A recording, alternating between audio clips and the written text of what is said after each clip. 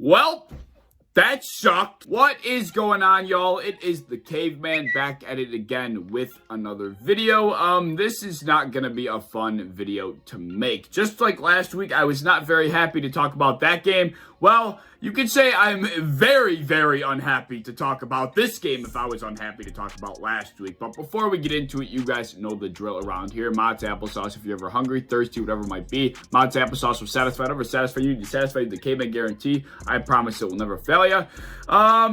Week 9 was a catastrophic disaster. I think that's a pretty fair way to put it, right? The Buffalo Bills go to Jacksonville and lose 9-6 in one of the most pathetic efforts I have ever seen as a Buffalo Bills fan. Josh Allen wasn't great. He threw for 264 yards, had 3 total turnovers, and was sacked 4 times. This dude was running for his life. You know, he didn't play very well, partially because his decision-making wasn't the best, but more so because the offensive line in front of him, as we all saw, pretty much was non-existent. Cody Ford is a liability. We figured that out in the first week of this season. The dude just can't play football at the NFL level. Not to mention Deion Dawkins, as we also have been seeing, has been struggling ever since he returned from COVID. He has not been the same. Darrell Williams at tackle apparently is just a complete disaster. I mean, nothing about this offensive line was good, solid, redeemable. It was ugly. It was disgusting. The effort was just not there. Guys were not paying attention. Guys were not getting assignments completed. It was just the front five was the number one reason why we lost this game, without a doubt in anybody's mind. To pretty much sum up the day for the offensive line, let's roll this clip I found on Twitter.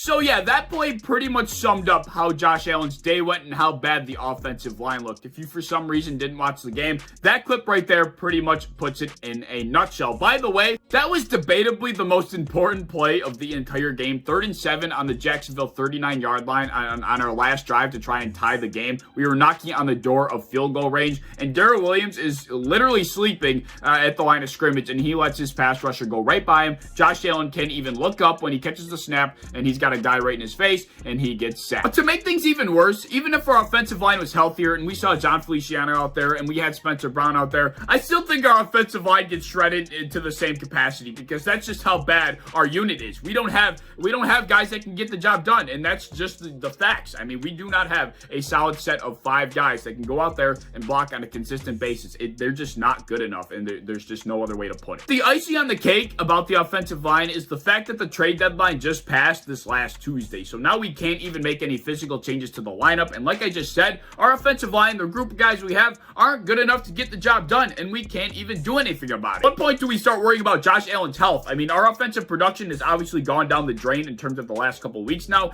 but you know, our health of our franchise quarterback, who is costing us $250 million that we love, he's gonna get hurt. I mean, this is not a healthy rate to be getting hit at. The dude is getting smacked. It only takes one hit, folks. It only takes one ugly hit from the blind side, you know, at the ankles, at the knees, and Josh Allen's done for the season, and there absolutely goes our Super Bowl expectations. There goes our playoff chances at that. I mean, if Josh Allen goes down, we're doomed. But another takeaway I had that struck me as surprising from this game was the lack of discipline that we saw from the Sean McDermott-led lineup. He supposedly runs a tight ship operation that just does not require any bullshit, but we saw a ton of bullshit this week. We took 12 penalties that resulted in 118 yards for the Jacksonville Jaguars, and it ultimately was a main reason why we lost this game. Jaguars gained 6 first downs out of those 12 total penalties. 6 first downs. Those are game-losing numbers. It's no surprise we came out on the wrong end of this matchup. Fun fact that actually might twist your stomach, Trevor Lawrence threw for a total of 118 total yards, which happens to be the same total that I just mentioned of penalty yardage that we gave to the Jacksonville Jaguars of 118.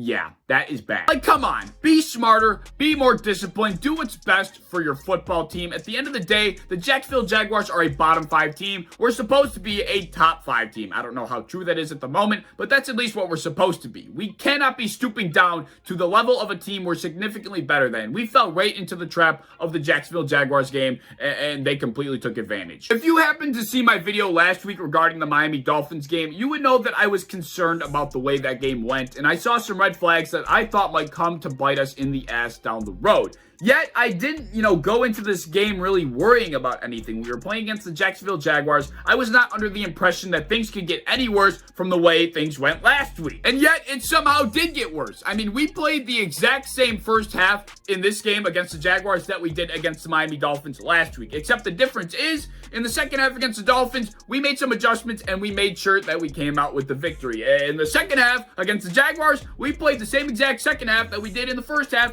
and we ultimately ended up losing. I also saw a lot of people arguing on Twitter about how much blame to put on Josh Allen. I thought this was an extremely stupid conversation because the entire offense, the whole team, has a lot to be concerned about, and to be arguing about how much blame Josh Allen should be taking, I think is ridiculous. But since I'm talking about it, I'll give you my thoughts. Josh sucked ass. Even though he played under some pretty poor circumstances as he was being pressured nearly every play, he still sucked, and he made some decisions that you don't really want him to be making. Well, he certainly deserves some fault, but I'm not going to fault him tremendously because we have to put ourselves in Josh Allen's shoes for a couple of seconds to really realize what was going on throughout this game for him. The lack of blocking put Josh Allen into this mindset that he had to do everything by himself. He fell into the Superman trap. Well, what is the Superman trap, you might ask? Well, the Superman trap is a phrase that I just came up with right this second, but nevertheless, it's pretty much a mindset that a quarterback falls in when he feels like he has no help around him and he has to make a play because nobody else will. Of course, the quarterback, specifically being Josh Allen in this case, isn't directly thinking like, oh, the guys around me suck, I have to do everything. He's just thinking to himself, I got to do everything I can on each and every play to make sure we move the ball downfield.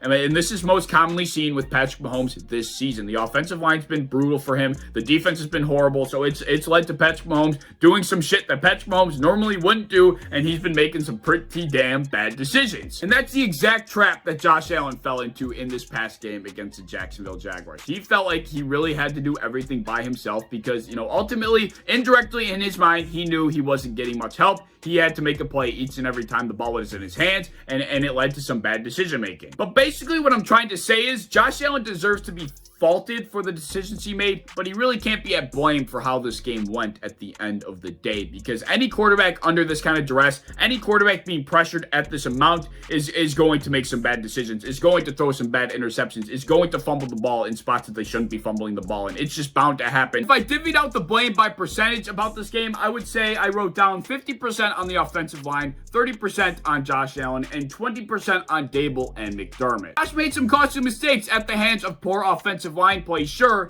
but I don't think Brian Dable and Sean McDermott deserve to be off the hook in this one. The play calling has sucked. It sucked major ass. I mean, at the end of the day, you just got to simplify the offense. Put the ball in the hands of your best playmaker. Stephon Diggs was not involved nearly as much as he should have been this game, and hasn't been involved nearly as much as he should have been this entire season. The dude has not been anywhere near the production he had last season, and that was expected, but the dude's been invisible because the ball isn't in his hands. When adjustments aren't made, when the offense is struggling as an entire unit, when the ball isn't getting to your best playmakers, you have to point the blame to the guy that's running the offense, and that is Brian Dable. Surely he is not the entire reason why we lost this game, but he certainly deserves a chunk of blame as well. And I also say McDermott because we showed a lack of discipline in this game against the Jacksonville Jaguars. 12 penalties for 118 yards. That is unacceptable, and that is right up to Sean McDermott. That is his responsibility to make sure his team is under control and making sure that they are more disciplined than they were in yesterday's game. Not to mention, early on in the game, if you don't remember, Emmanuel Sanders caught a pass and they ruled it incomplete because apparently it got knocked out, even though it looked like he caught the ball, made a football move, and then fumbled the ball out of bounds. Therefore, it should have been a catch. But for some reason, it was called incomplete. Sean McDermott didn't challenge this right away, and instead, he decided to call a timeout. Why did he call a timeout there? Because at the end of the day, he didn't even end up challenging it. What he should have done is thrown the challenge flag anyway, and even if he loses the challenge, he loses the timeout that he took, in the first place. So that was a complete lapse of judgment by Sean McDermott early on in the game. I feel as if I've been kind of saying this week after week, the judgment by Sean McDermott on some fourth down calls, on some challenge calls, it's just been extremely inconsistent and very sketchy, honestly, and I think it's part of the reason why we're seeing the product on the field that we're seeing. But with that being said, I think we we need to set the Jacksonville Jaguars game aside for the moment and look at the bigger picture, because I think this loss pretty much just encompasses the way the season has been going, because I don't think we've met the standards of being that Super Bowl team that I thought we were going to be going into the season. I made a video this past Friday voicing my concerns about this football team, how I felt like we were falling into this complacent mindset that our roster was good enough to get the job done, and how that was shown by the lacking movement over the offseason and up to this point at the trade deadline where we did nothing. That our team on paper was ready to go win a Super Bowl. But in reality, that wasn't the case at all. Just because you made the AFC Championship game with a given roster doesn't mean you can't upgrade. You can never be good enough. You can always be looking to improve your team, and I feel like that just was not the mindset for Brandon Beane at any point ever since the offseason began. So we sat on our hands with a thumb up our ass throughout the entire offseason. We literally sat there and watched all of these moves happen around us,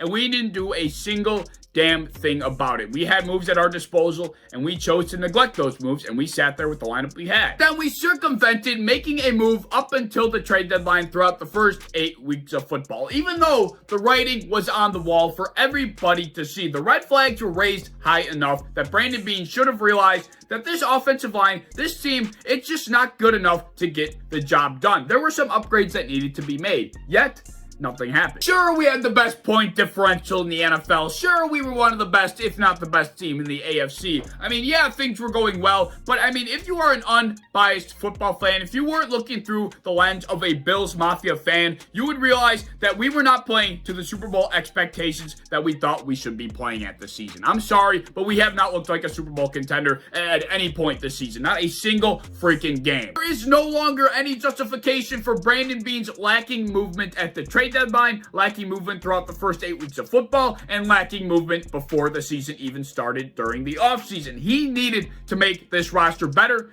and he simply did not do that. I know some people might not like what I'm about to say, but I gotta say it. It's got to be said. At what point do we start to sit back and we think to ourselves, who are the guys in charge of making sure that the roster on a week-to-week basis is good enough to go out there and win football games? At what point do we sit back and we ask ourselves, wait, why aren't we making these changes? Why aren't we upgrading the team where it needs to be upgraded? Who is responsible for that? Well, there's one man, and that's Brandon Beane. I'm sorry, but at this point in time, he's been one of the best general managers in the NFL, and I fully acknowledge that. But as far as this year goes, ever since the offseason began up to this point, he has not done his job to the best of his capacity, in my personal opinion. I truly think the entire franchise fell into this we are good enough mindset. Ever since we lost the AFC Championship game, I think everybody thought we were just going to return and nearly repeat how far we got. But that's just not how it works. You cannot be complacent. I think this complacency started with the upper management, with Brandon Beane, by not making any upgrades to the team. And I think it trickled down to the coaches, and it trickled down to the players, and we're at where we are at right now, sitting at 5-3. What are we, 5-3? I mean, holy shit. Like, after week 9, we are in a state of shock because we just lost to the Jacksonville Jaguars. Let me know your thoughts down in the comment section below. If you enjoyed, as always, please like, subscribe, do all the fun stuff. If you want to hit the bell to be notified when I upload, I would appreciate that. If you want to go over to Twitter, follow me over there. I would appreciate that as well. I'm a part of the Built in Buffalo content creation team. If you enjoy Buffalo sports content, be sure to follow and subscribe to us on any social medias you might have. We have a game against the Jets next week. If we can't win that game, you could officially write us off as like maybe a playoff team at best. I mean, we have to bounce back. If we don't, oh boy. Well, I hope to see you in the next one. Peace.